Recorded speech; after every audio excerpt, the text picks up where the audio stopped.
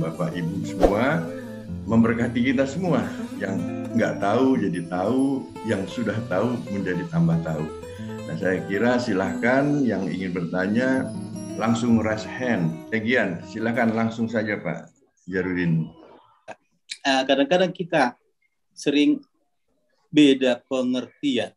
Ya, ada yang berkata Yahweh. Terus ada juga yang menyebut Yehova. Nah, perbedaan arti kata dua ini apa? Terima kasih. Sekarang saya minta Pak Suhanda untuk bantu jawab itu Yehova, Yahweh. Ya. Silakan Pak. Ya, sebenarnya nama Yehova, Yahweh itu sama aja ya, kurang lebihnya gitu. Karena kan dahulu disebutnya Yahweh.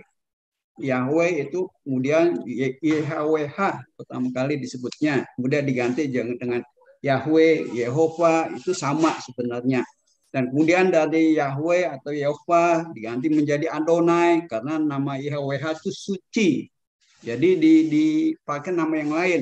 Kemudian juga ada nama lagi Elohim gitu.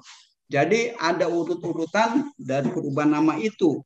Jadi sebenarnya nggak masalah mau nyebut Yahweh atau Elohim, tapi kita tahu bahwa itulah yang kemudian menjelma menjadi manusia yang sekarang kita kenalnya dengan Kristus, Yesus Kristus sebagai juru selamat, Kristus yang diurapi. Nah, itulah yang kita lihat dari apa yang menjadi makna di dalam kehidupan kita.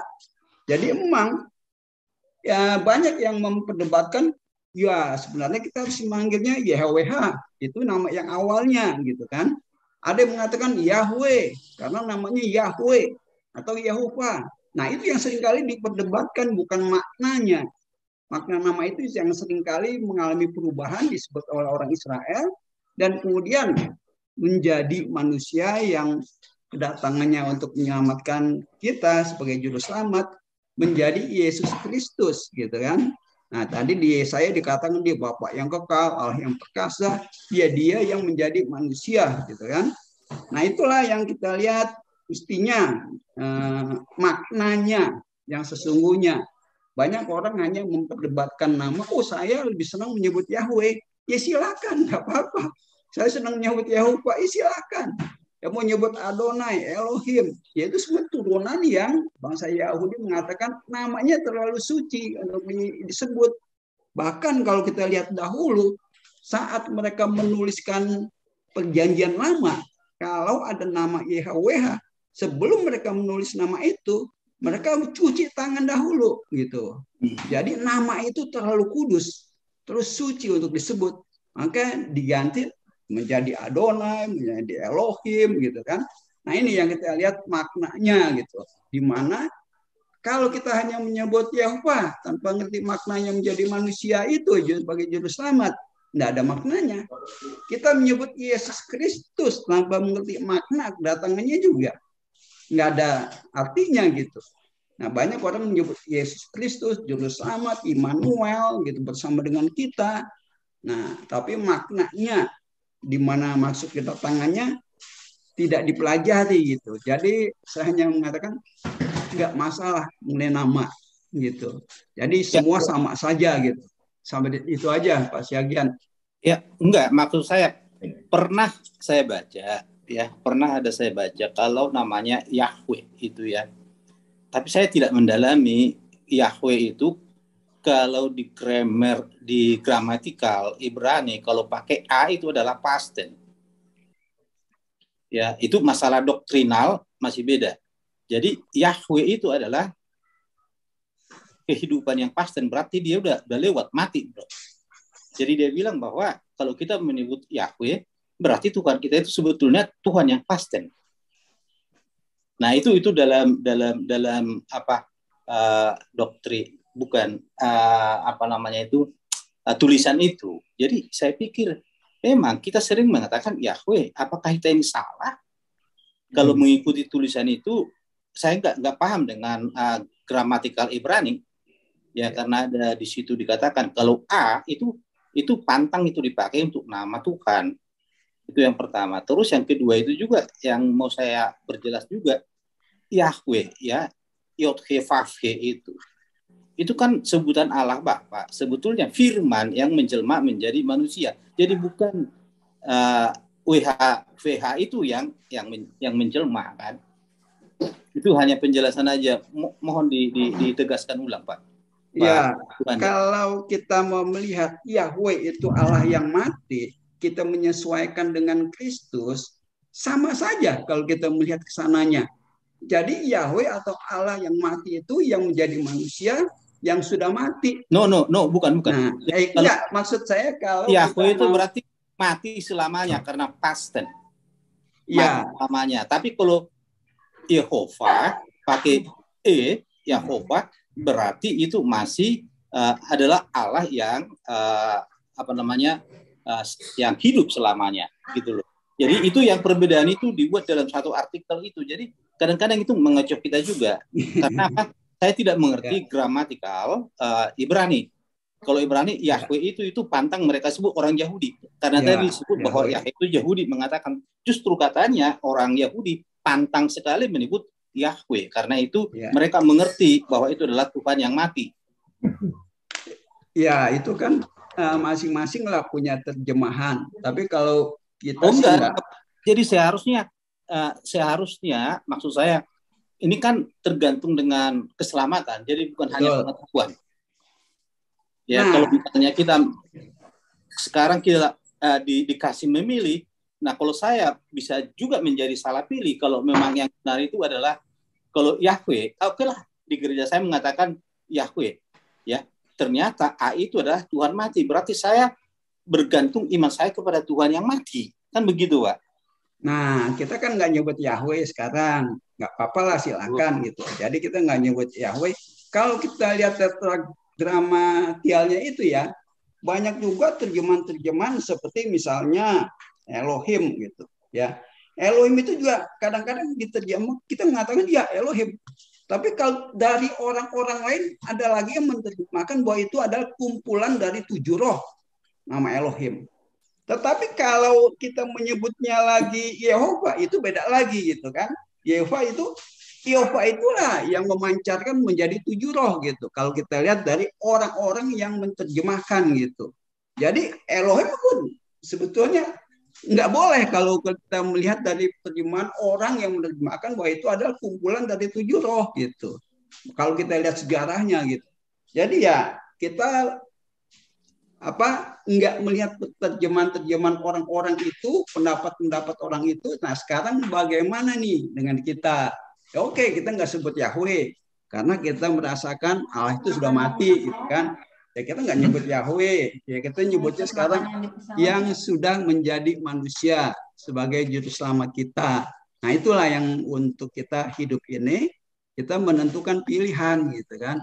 Ini yang sesuai dengan Alkitab, bahwa dia sudah menjadi manusia sebagai juru selamat kita, yang mati untuk kita, bangkit juga untuk menghidupkan kita. Jadi itu aja ya. Terima kasih.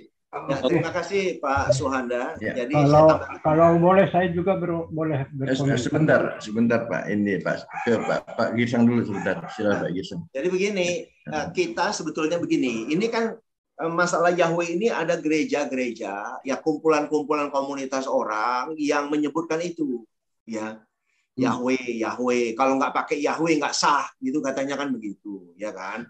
Nah, tadi saya menyebutkan Yahweh itu karena dia menyebutkan di Perjanjian Lama, Akulah Tuhan. Nah, mereka mengenal di zaman Perjanjian Lama itu dikenal salah satu dengan nama Yahweh, gitu. Nah, itulah yang menjadi yang kita sebut sekarang namanya Yesus Kristus. Ya, Yesus. Coba bukakan, Bro, Yohanes 17 ayat 11, Bro. Jadi kita sekarang lihat yang sudah di Perjanjian Baru. Ya, itu kan di Perjanjian Lama berkata begitu. Nah, itu kita udah nggak usah persoalkan lagi lah. Itu yang lama udah. Nah, coba tolong Pak Siagian dan aku tidak ada lagi di dalam dunia, tetapi mereka masih ada di dalam dunia, dan aku datang kepadamu. Ya Bapa yang kudus, peliharalah mereka dalam namamu, yaitu namamu yang telah Engkau berikan kepadaku, supaya mereka menjadi satu sama seperti kita. Nah, Jadi namamu. Nah, nama dia kan waktu lahir itu disebut Kristus, ya kan? Iya. Juru selamat. Ya udah, kita pakai Yesus Kristus aja, Pak. Jadi kalau saya sih sudah tidak terlalu mempersoalkan itu karena kita sudah berpegang pada kitab perjanjian baru, hidup di dalam Injil Kristus. Jadi kita fokuslah kepada ya namanya Yesus Kristus. Nah, kita bilang sebut Yesus Kristus aja. Banyak orang di luar sana, Pak. Di luar sana. Oh, itu salah. Itu nama Yunani itu. Katanya gitu. Namanya Yeshua HaMashiach. Katanya gitu lagi, Pak. Jadi ya sudahlah. Yang penting kan kita esensinya dialah Sang Tuhan itu. Gitu kan. Jadi ya begitulah. Tapi saya pikir kita nggak usah persoalkan soal nama itu. Yang penting kita tertuju kepada Yesus Kristus Tuhan. Mau Yeshua HaMashiach ya namanya disebut ya silakan aja lah, ya kan? Kira-kira begitu sebagai tambahan. Oke, terima kasih Pak. Bro, Pak Girsang. Nah, Pak Syagen cukup dulu ya. Nanti kalau bisa kita ngopi-ngopi ya, kita ngopi-ngopi bisa jelas. Nah, sebelum Pak Cipayung ini udah duluan raise hand Pak Riko. Pak Riko bisa bertanya singkat, padat, jelas. Pak Cipayung dulu Pak, nggak apa-apa. Pak Cipayung aja dulu nggak apa-apa. Oh, silakan Pak Cipayung, singkat, jelas, tepat. Jadi, silakan Pak. Tentang nama, benar itu pertanyaan itu harus dipertanyakan. Tapi harus juga jelas jawabnya, jangan panjang, jangan lebar. Jawabnya adalah bahwa di bawah kolong langit ini tidak ada satu nama siapapun yang di dalamnya kita selamat, kecuali di dalam nama Yesus Kristus. Itu aja sudah selesai. Jadi jangan digali-gali ke sana kemari, kita kehilangan jalan. Nah, itu satu. Kedua, yang pertama tadi dipertanyakan oleh Pak Syagen ini paling mendasar. Karena kebanyakan gereja masih memakai Taurat. Apalagi gereja Batak berapapun itu, semua memakai Taurat. Tetapi pertanyaan, tidakkah itu lagi dipakai? Harus dipakai. Kalau saya bilang harus pakai. Bagi siapa? Bagi mereka yang belum akil balik di dalam Kristus. Sebelum lahir baru dan akil balik, jangan pernah berkata tidak laku ini. Ini harus pembimbing kepada kelepasan di dalam Kristus. Setelah mereka mati-matian mau hidup dan selamat di dalam Taurat, baru menyerah, terima salib. Dikatakan di dalam, saya baca di sini. Yang dimaksud ialah selama seorang ahli waris belum akil balik. Sedikit pun ia tidak berbeda dengan seorang hamba. Sungguh pun ia adalah Tuhan dari segala sesuatu. Tetapi ia berada di bawah perwalian dan pengawasan sampai pada saat yang telah ditentukan oleh Bapaknya. Demikian pula kita selama kita belum akil balik di dalam kekristenan.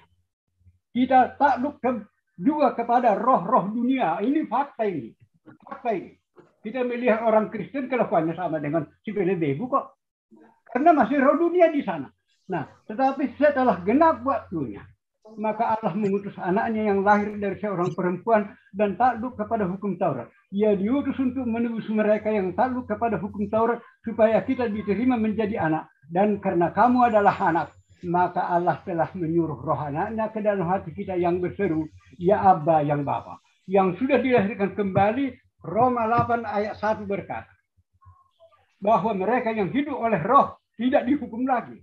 Di dalam Galatia 5 ayat 16, hiduplah oleh roh, jangan oleh daging. Pilihan ada untuk Anda dan saya. Jadi kalau kita panjang kali lebar menerangkan ini, tidak ada ujungnya. Tapi inilah dia. Dan ada roh dunia. Di kebanyakan orang Kristen yang kita kenal, masih ada roh dunia di dalamnya. Dia ke gereja, dia segala aktivitas agama dia lakukan. Tapi dia belum memahami hidup oleh roh. Belum dilahirkan kembali kok. Kemana dilahirkan? Pak Suhanda di dalam keterangannya dilahirkan ke dalam firman Allah. 2 ayat aja dia nggak miliki, bagaimana dia bisa hidup di sana? Ada demikian keterangan, nanti terlalu panjang dia dikabur. Terima kasih.